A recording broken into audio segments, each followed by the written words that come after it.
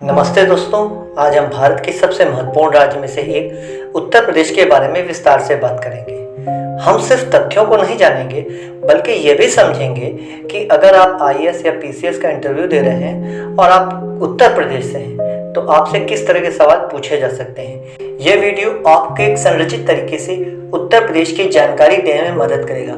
याद रखें, इंटरव्यू में केवल सही जवाब देना काफ़ी नहीं होता, बल्कि आप अपने जवाब को कितने समझदारी और आत्मविश्वास के साथ पेश कर सकते हैं, यह भी महत्वपूर्ण विषय है। उत्तर प्रदेश का इतिहास सिर्फ भारत का इतिहास नहीं बल्कि मानवता का इतिहास है। सवाल पूछे जा सकते हैं कि आपको होम स्टेट में यूपी में सबसे बड़ी सांस्कृतिक विरासत क्या है। आप ऐसा कह सकते हैं कि मेरे होम स्टेट की सबसे बड़ी सांस्कृतिक विरासत इसकी धार्मिक सहिष्णुता और गंगा जमुनी तहजीब है।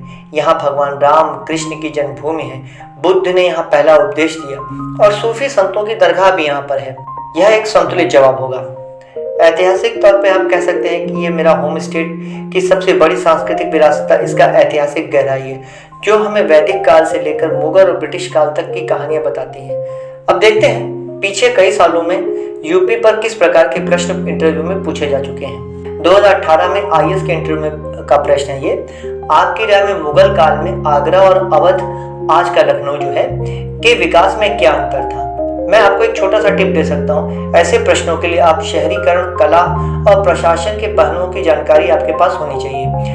आगरा राजधानी के रूप में विकसित हुआ जबकि लखनऊ कला, संस्कृति और तहजीब का केंद्र बना था। आप किस तरह से उत्तर प्रदेश के कृषि आधारित अर्थव्यवस्था को आधुनिक बनाना चाहेंगे। इसके लिए हम कह सकते हैं, इसके लिए हम 3 आयामी रणनीति की जरूरत है।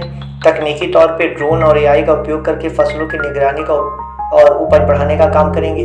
बाजार किसानों को सीधे ई मीडिया से जोड़ेंगे ताकि वे अपनी फसल बेहतर दाम पर बेच सकें। वैल्यू एडिशन, छोटे छोटे फूड प्रोसेसिंग यूनिट स्थापित करेंगे ताकि किसान सिर्फ गेहूं न बेचे बल्कि उसे बिस्किट या आटा भी बना के बेच सके।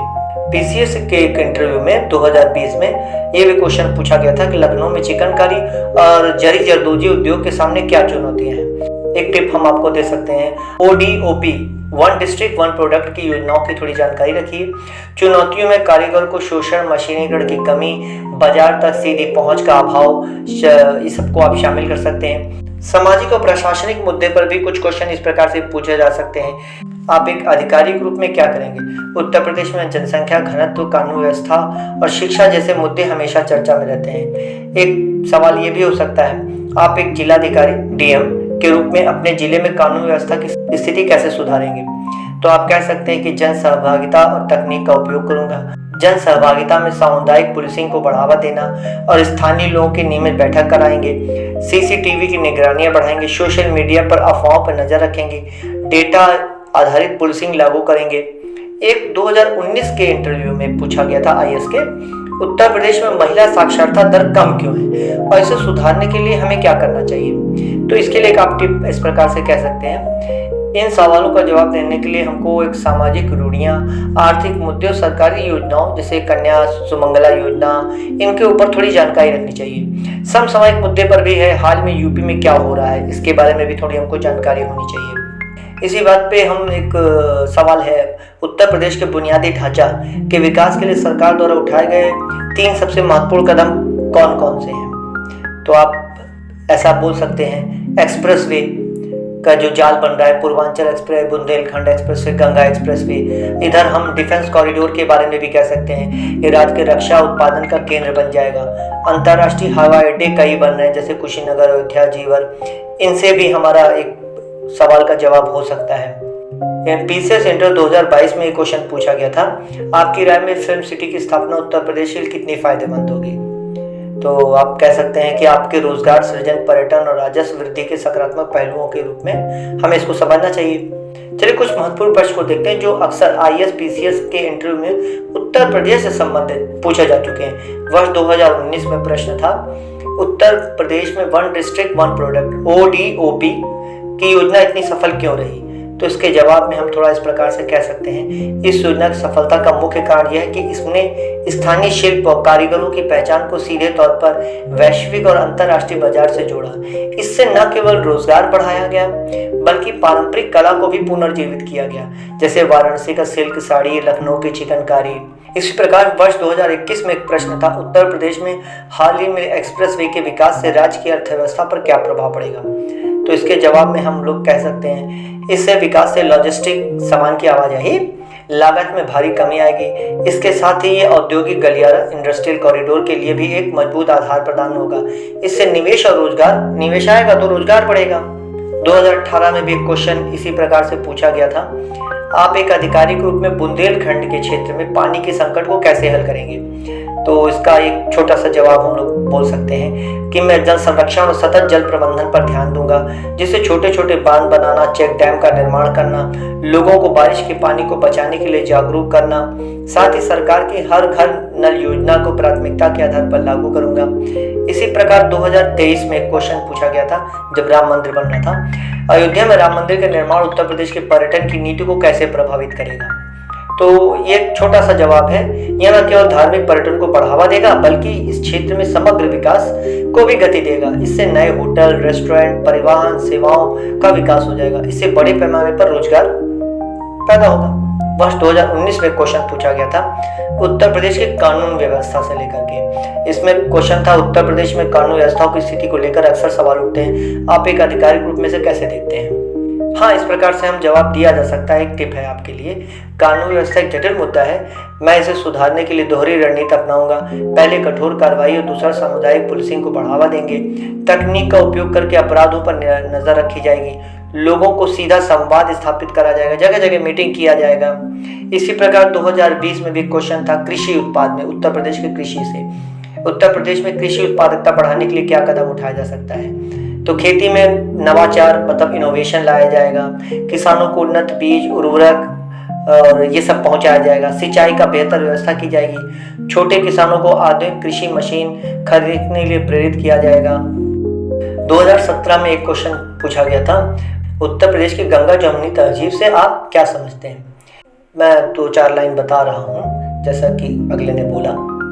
सर, एक ऐसा सांस्कृतिक संगम है जहाँ हिंदू और मुस्लिम संस्कृतियाँ एक दूसरे से प्रभावित करती हैं, साथ ही साथ फलती फूलती हैं। यह हमारी एकता और भाईचारे का प्रतीक है।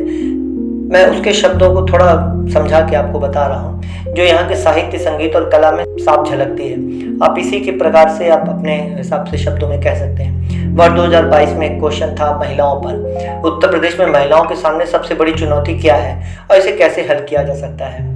महिलाओं में के सामने सुरक्षा और शिक्षा की चुनौती सबसे बड़ी है। इसे हल करने के लिए हमें न केवल कठोर कानून लागू करने होंगे बल्कि समाज में जागरूकता भी बढ़ानी होगी। शिक्षा को बढ़ावा देना होगा। महिलाओं को आर्थिक रूप से आत्मनिर्भर बनाना भी बहुत जरूरी है।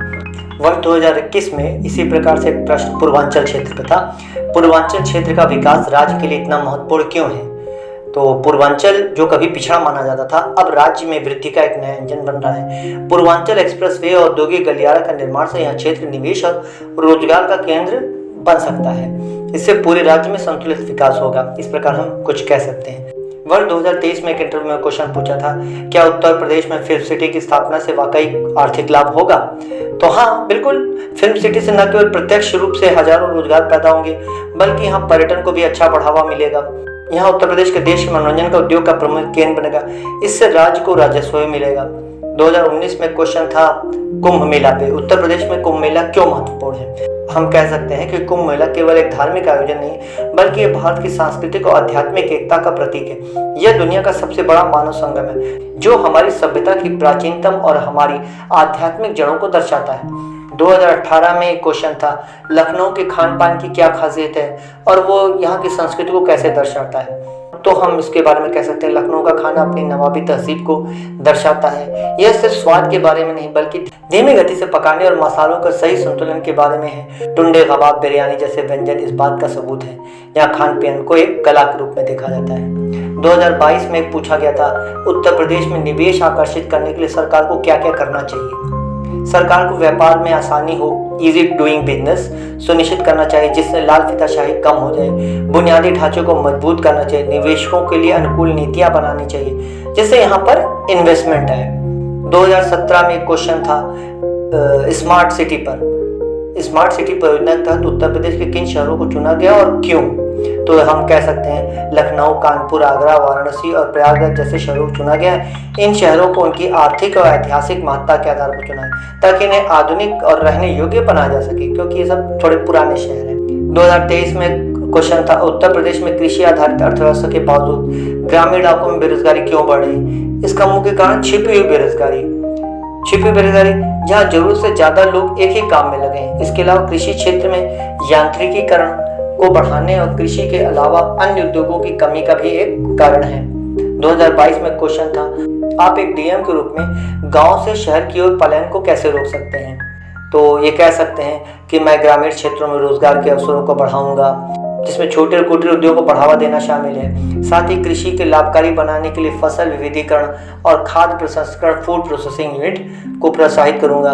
2021 का क्वेश्चन है, उत्तर प्रदेश में गांव को स्मार्ट विलेज बनाने का क्या योजना है? स्मार्ट विलेज योजना का उद्देश्य गांव में बुनियादी सुविधाएं जैसे इंटरनेट कनेक्टिविटी, डिजिटल शिक्षा, स्वास्थ्य सेवाएं, स्वच्छ ऊर्जा पहुंचाना है। इससे गांव शहर की तरह आधुनिक और सुविधाओं से लैस हो जाएंगे, तो थोड़ा माइग्रेशन भी कम हो जाएगा। 2019 का क्वेश्चन है, उत्तर प्रदेश की ग्रामीण अर्थव्यवस्था में स्वयं सहायता समूह की क्या भूमिका है? तो हम ये कह सकते हैं कि स्वयं सहायता समूह ग्रामीण महिलाओं को आर्थिक रूप से सशक्त बनाता है, छोटी बचत को प्रोत्साहित करता है, जिससे महिलाएं लघु उद्योग शुरू कर सकती हैं, जिससे हस्तशिल्प, अचार बनाना, सिलाई का काम, ग्रामीण रोजगार को बढ़ावा मिलेगा। 2020 का क्वेश्चन है, गांव की स्वास्थ्य सेवाओं की गुणवत्ता को आप कैसे सुधारेंगे? तो आप कह सकते हैं कि मैं ग्रामीण स्वास्थ्य केंद्र को मजबूत करूं, जहां डॉक्टर और नर्स की उपलब्धता सुनिश्चित करूंगा। इसके अलावा मैं नियमित स्वास्थ्य शिविरों का आयोजन करूंगा, टेलीमेडिसिन जैसी सुविधाओं का उपयोग करूंगा। 2022 का क्वेश्चन है, गांव में डिजिटल साक्षरता को बढ़ावा देने के लिए क्या कदम उठाए जा सकते हैं? तो हम कह सकते हैं हम सार्वजनिक स्थानों पर वाईफाई की सुविधा देने चाहिए, स्कूल में कंप्यूटर लैब की स्थापना करनी होगी, गांव के लोगों को डिजिटल भुगतान और सरकारी सेवाओं का उपयोग करना सिखाने के लिए जागरूकता कार्यक्रम चलाना होगा। 2021 में एक क्वेश्चन था, उत्तर प्रदेश में ग्रामीण स्वच्छता अभियान की क्या स्थिति है? स्वच्छ भारत मिशन के तहत गांव में शौचालय का निर्माण हुआ है, लेकिन अब चुनौती व्यवहार में बदलाव लाने की है। लोग में खुले में शौच के बजाय शौचालय का उपयोग करने के लिए प्रेरित करना जरूरी है। 2018 का क्वेश्चन, गांव में जातिगत और सामाजिक असमानता को कम करने में आपकी क्या भूमिका होगी? आप ये कह सकते हैं कि एक अधिकारी के रूप में कानून को समान रूप से पालन सुनिश्चित करेंगे, जागरूकता कार्यक्रम चलाकर लोगों को समानता के महत्व के बारे में शिक्षित करेंगे और सभी लोगों के लिए सरकारी योजना का लाभ सुनिश्चित करेंगे। वर्ष 2023 का एक क्वेश्चन है इंटरव्यू का, उत्तर प्रदेश के ग्रामीण पर्यटन को कैसे बढ़ावा दिया जा सकता है? अब हम लोग गांव में होम स्टे को बढ़ावा दे सकते हैं, पर्यटकों को ग्रामीण जीवन का अनुभव दे सकते हैं। इसके अलावा गांव के पारंपरिक त्योहार, हस्तशिल्प को, मेलों को बढ़ावा दे ताकि पर्यटक आकर्षित हों। 2019 का एक क्वेश्चन है, उत्तर प्रदेश में किसानों की आत्महत्या के पीछे क्या कारण है? इसका मुख्य कारण फसलों का खराब होना, ऋणों का बोझ, बाजार में सही दाम न मिलना। एक आधिकारिक रूप में किसान को सरकारी योजनाओं से जोड़कर और फसल बीमा योजना का लाभ दिलाकर उनकी मदद करना चाहिए। 2020 में एक क्वेश्चन था, ग्रामीण क्षेत्र में युवाओं को कौशल विकास स्किल डेवलपमेंट के लिए कैसे प्रोत्साहित किया जाए? तो हम कह सकते हैं हमें ऐसे कौशल विकास केंद्र स्थापित करने होंगे जो जरूरतों के हिसाब से प्रशिक्षण दें, कृषि मशीनों की मरम्मत या बढ़ईगिरी। इसके अलावा युवाओं के छोटे व्यवसाय शुरू करने के लिए आर्थिक मदद भी देंगे। 2022 में भी क्वेश्चन था, उत्तर प्रदेश में ग्रामीण गरीबी का खत्म करने के लिए हमको क्या योजना लागू करनी चाहिए? तो हम कह सकते हैं महात्मा गांधी नरेगा जैसी सरकारी योजनाएं प्रभावी ढंग से लागू किया जाए। इसके बाद ग्रामीण क्षेत्र में छोटे छोटे उद्योग स्थापित करने के लिए वित्तीय सहायता दी जाए, बाजार तक पहुंच सुनिश्चित की जाए। 2022 का एक क्वेश्चन है, उत्तर प्रदेश शिक्षा व्यवस्था में क्या चुनौतियां हैं और इन्हें आप कैसे हल कर सकते हैं? तो हमारी चुनौतियां क्या है, हम क्या कह सकते हैं इसके जवाब में? चुनौतियां गुणवत्ता और पहुंच से जुड़ी हैं।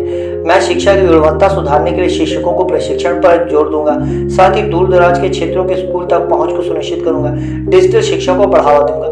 अब इसी से एक क्वेश्चन आजकल भी पूछा जा सकता है, क्योंकि अभी प्राइमरी स्कूल को मर्ज करने का मुद्दा उत्तर प्रदेश की शिक्षा व्यवस्था में एक महत्वपूर्ण और समसामयिक बदलाव है और इस पर आगामी इंटरव्यू में सवाल पूछे जाने की पूरी संभावना है। कुछ संभावित प्रश्न इस प्रकार के हो सकते हैं, उत्तर प्रदेश में प्राथमिक विद्यालयों को मर्ज करने की नीति क्या है और इसके पीछे सरकार का क्या तर्क है? हम ये कह सकते हैं यह नीति कम छात्र संख्या वाले स्कूलों को पास के बड़े स्कूल में मिलाने से संबंधित है। इसका मुख्य उद्देश्य छात्रों को बेहतर शिक्षण सुविधाएं प्रदान करना और शिक्षकों की कमी को दूर करना है। सरकार का तर्क है कि इससे शिक्षा में गुणवत्ता में सुधार होगा। प्रश्न इस प्रकार भी बन सकता है, प्राथमिक स्कूल को मर्ज करने का ग्रामीण शिक्षा पर क्या नकारात्मक प्रभाव पड़ सकता है। तो इसके बारे में हम ये कह सकते हैं, इसका एक संभावित नकारात्मक प्रभाव यह है कि बच्चों को स्कूल जाने के लिए लंबी दूरी तय करनी पड़ सकती है, जिससे छोटे बच्चों की स्कूल छोड़ने की दर बढ़ सकती है। इसके अलावा इससे स्थानीय समुदाय के बच्चों की पहुंच और जुड़ाव पर असर पड़ सकता है। अब इससे एक क्वेश्चन के अंदर क्वेश्चन हो सकता है, एक आधिकारिक रूप में आप इस मर्जर पॉलिसी को कैसे सफल करेंगे। तो हम ये कह सकते हैं कि मैं सुनिश्चित करूंगा कि छात्रों के लिए परिवहन की उचित व्यवस्था हो ताकि उन्हें लंबी दूरी तय न करनी पड़े। इसके अलावा मैं विलय किए गए स्कूल में पर्याप्त शिक्षकों और शौचालय, पानी की जैसी सुविधाओं को उपलब्धता सुनिश्चित करेंगे। यह एक संभावित प्रश्नों की सूची है जो आपको अपनी तैयारी को और मजबूत करने में मदद करेगी। यह जानकारी आपको इंटरव्यू में आत्मविश्वास के साथ जवाब देने में मदद करेगी। क्या आप इनमें से किसी मुद्दे पर और अधिक जानकारी चाहते हैं? आप इनमें से किसी और पहलू पर विस्तार से जानकारी चाहते हैं तो कमेंट जरूर करें। एकेएस को सब्सक्राइब करना याद रखें, जिससे हम जो जीके के वीडियो बनाते हैं, कंपटीशन के बनाते हैं, आपके पर्सनल डेवलपमेंट के लिए बनाते हैं, जिससे आप उसको देख करके अपना पर्सनल डेवलपमेंट कर सकते हैं, आपका जीके तैयार हो सकता है। चलिए, आपको शुभकामनाएं, मस्त रहिए, पढ़ते रहिए, माँ बाप का नाम रोशन करिए। हमारे चैनल को सब्सक्राइब करना ना भूलें।